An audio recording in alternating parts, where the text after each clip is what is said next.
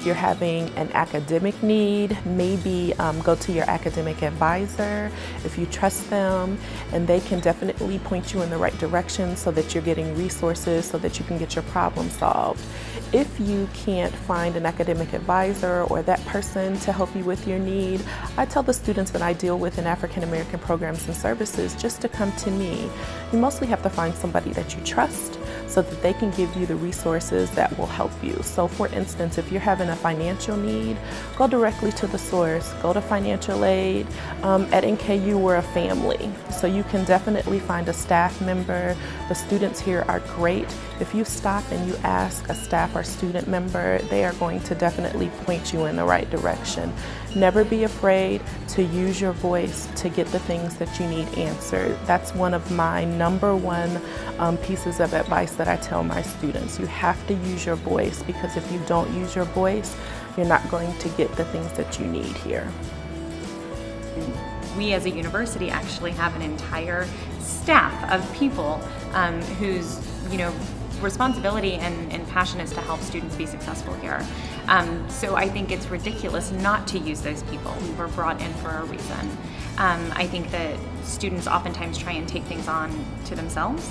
I think that they sort of use their peers as a lot, maybe as a sounding board or to help them to get through, which is wonderful, and I am all about problem solving and sort of figuring things out, a person figuring things out for themselves. But the resources that we have as an institution, in the staff members and in the passion and the compassion that we have as a staff is huge. And so I would invite students to stop into any office and ask a question, because in my experience, I got here in August, it has been my experience that if I step into someone's office and they don't know the answer, they have walked me over to find someone who does know the answer.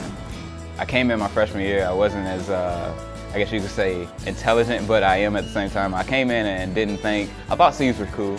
I guess you could say I thought C's were cool, but I guess basically setting that goal and setting where you want to be at early. After that freshman year, and I realized that C's weren't cool, I realized that I get a low GPA with C's. So setting that goal early is kind of what keeps me motivated, and the fact that I'm almost done. I'm a senior, I'm almost done, I only have a couple credits to get.